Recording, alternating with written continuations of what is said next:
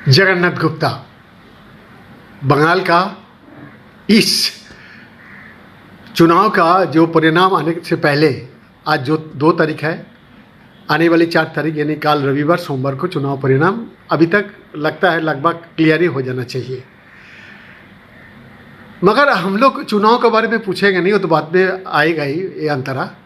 मगर जगन्नाथ बाबू एक बात बताइए, आपने जो आपका माता श्री गुलाबी देवी और पिताश्री श्यामलाल गुप्ता, ठीक बोल रहा हूँ? तो आप एक ऐसी जगह में आपका जन्म हुआ था जो जगह को हम लोग एक कोई भी आदमी भारतवर्ष का एक बार जाने के बाद लोगों को लगता है मोक्ष लाभ हो गया। उस वाराणसी से आने के बाद इस एकदम अंडर डेवलप भोजबज को आपने क्यों चुना, इसका कारण क्या था? देखिए, भोजबज में मेरे आगे तो नमस्कार कुछ जी, नमस्कार बोल रहा हूँ सबको। भोजबज एक ऐसा जगह है कि जहाँ मेरे माता पिताजी यहाँ रहते थे भोजबज में, और भोजबज में ही वो अपना कारोबार किए, सर्विस भी किए। और मैं थोड़ा बड़ा हुआ तो मैं यहाँ भोजबज आया। आने के बाद में उनके उपदेश के अनुसार हमने अपना काम अपने शुरू किया और अपने काम में हमने सक्सेस हुआ। इंडस्ट्रीज बनाए, छोटा सा बड़ा हुआ, और इंडस्ट्रीज हम वेराइटीज 5-6 इंडस्ट्रीज किया, तो उसमें हमको सफलता मिली।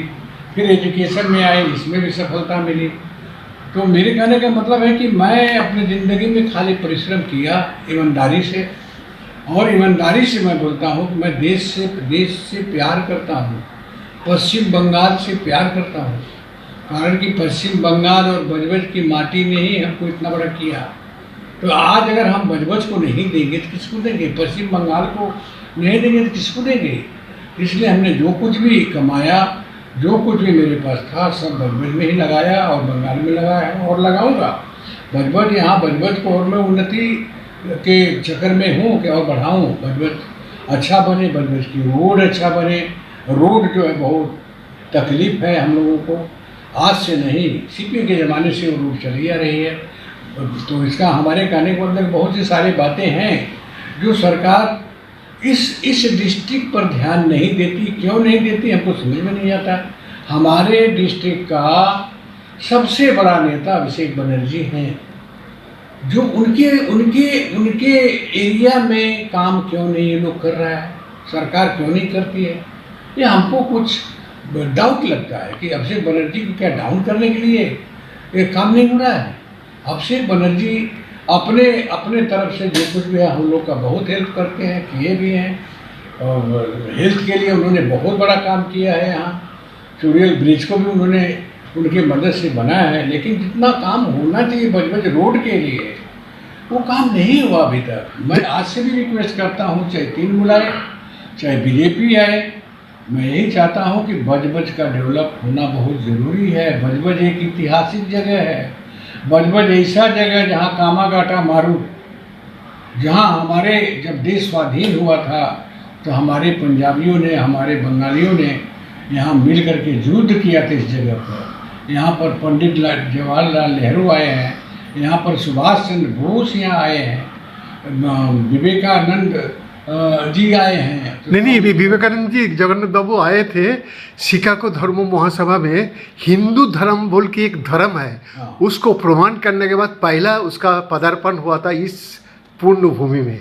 आपको मैं क्या बताऊं, एक बहुत बड़ा इतिहास है। आपने हर आदमी का आँख खोल दिया, भारतवासी का राष्ट्र प्रथम। ये बात हम लोग बार बार बोलता हूँ, आपका मन में सुनता हूँ। मगर ये जो चुनाव का जो हो गया है 2 चरण में, 23 और 29 अप्रैल को, उसका बाद से जो एग्जिट पोल का जो बयान आ रहा है उसमें बोल रहा है कि तृणमूल कांग्रेस जा रहा है, भाजपा आ रहा है। इस विषय में टिप्पणी क्या है?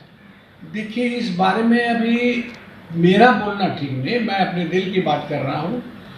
जब तक 4 तारीख नहीं आएगा, वोट का गणना शुरू नहीं होगा, रिजल्ट हम लोग नहीं देखेंगे, तब तक हम एग्जिट पोल पर पूरा भरोसा हम नहीं कर रहे हैं। इसलिए कौन आएगा कौन जाएगा ये बोलना बहुत मुश्किल है। जैसा समय आएगा ऐसा बताएंगे।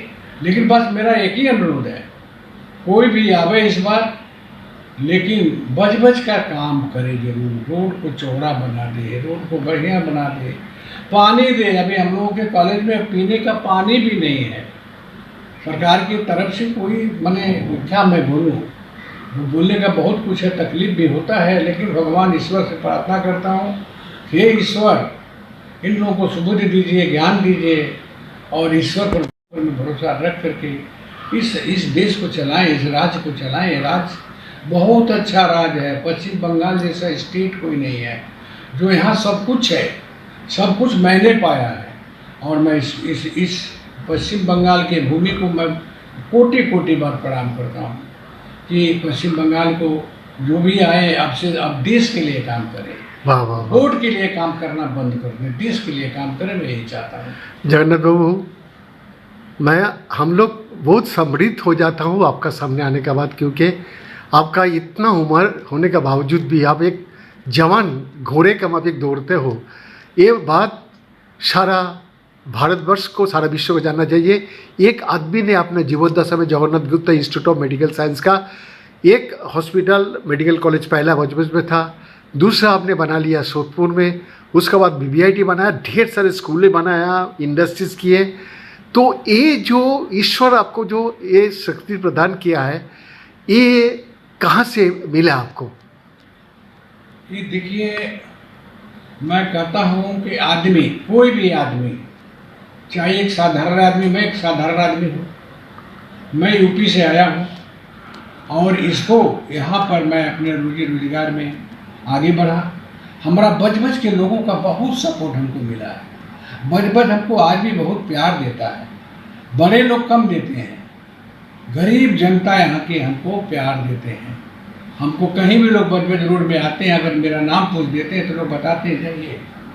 मैं किसी को उपकार भी नहीं किया तो लोग बोलते हैं कि तो गुप्ता जी ने दिया है।